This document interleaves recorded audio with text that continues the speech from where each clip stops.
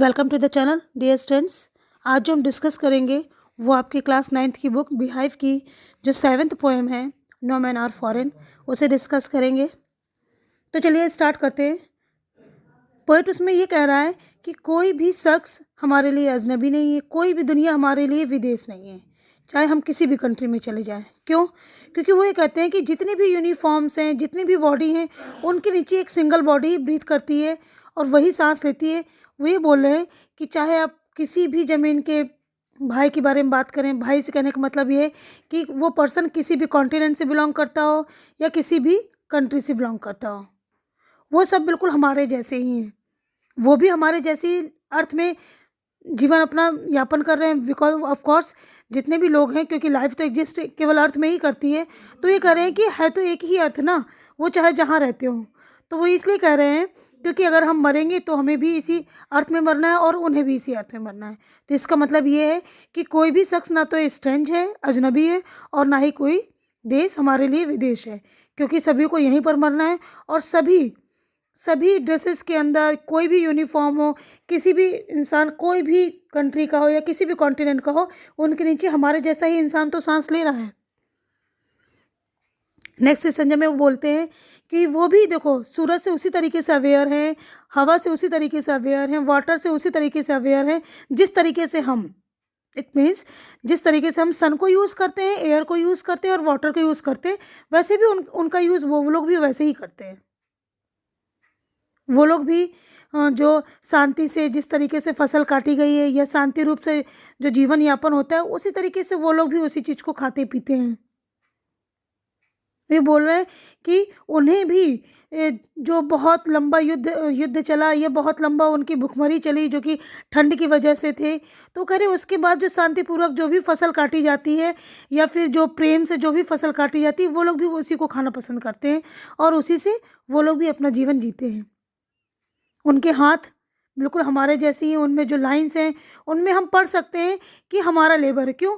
क्योंकि जिस तरीके से लेबर करने में यानी कठिन परिश्रम करने में उनके हाथों की रेखाएं हो जाती हैं, वैसे ही हमारे हाथों की रेखाएं भी हो जाती हैं लेबर करके।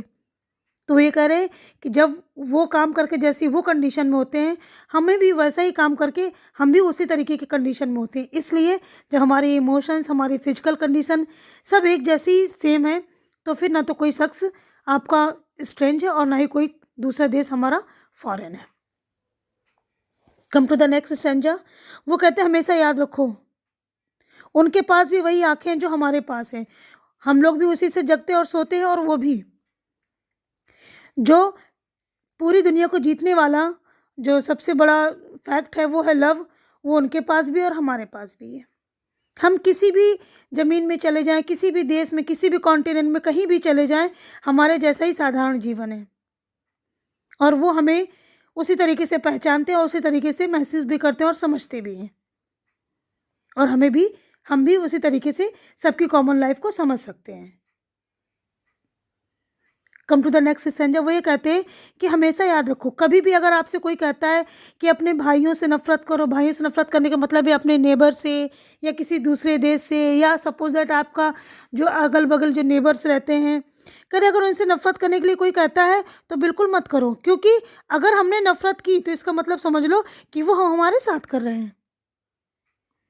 जो ये सारी चीज़ें हैं, तो वो चाहे हम इतना सोच रहे हैं, हम जो निंदा कर रहे हैं वो हम अपने ही कर रहे हैं, हम धोखा दे रहे हैं तो वो हम अपने के लिए यही कर रहे हैं, घृणा भी है तो वो हमारे लिए यही है। क्यों?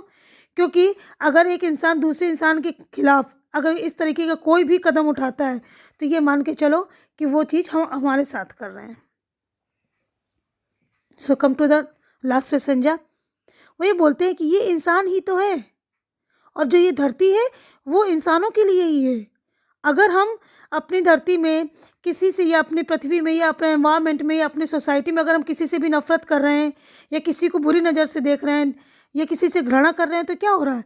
ये हम अपनी अर्थ को ही तो पॉल्यूट कर रहे हैं।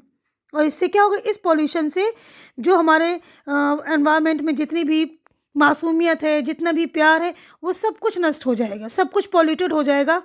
जब वो पॉल्यूट हो जाएगा एनवायरनमेंट, तो उससे जो भी चीज़ें होंगी, क्योंकि वो जो सांस है यानी कि जो सोसाइटी में हम रहते हैं, उस चीज़ का असर हमारे ऊपर भी तो पड़ता है।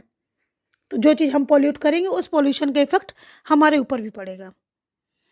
सो इन द लास्ट, कोई भी शख्स हमारे लिए अजनबी नहीं है और ना ही कोई देश हमारे लिए विदेश है। सो दैट्स इट। इस पोएम का जो कॉन्टेस्ट है वो ये है कि जो पोएट है वो ये बोलना चाहते हैं कि किसी भी तरीके का इंसान हो, चाहे आप किसी भी कंट्री में चले जाइए, किसी भी फील्ड में चले जाइए, वो चाहे जिस स्किन कलर के नीचे हो, इंसान की बॉडी स्ट्रक्चर सेम होगी। जो इमोशंस हैं, जैसी कंडीशन उनके अंदर है वैसी इमोशंस हमारे अंदर ही हैं। इट मीन्स हर इंसान, हर देश, चाहे जिस देश में रहता हो, चाहे जिस प्रकार का इंसान हो, वो सब एक जैसे ही हैं। हम किसी से ना तो अजनबी हैं और ना ही कोई देश हमारे लिए विदेश है। So we are all only one. So that's it. Next poem, जो आपकी नेक्स्ट पोएम होगी तो हम नेक्स्ट वीडियो में कवर करेंगे। Thank you so much for watching.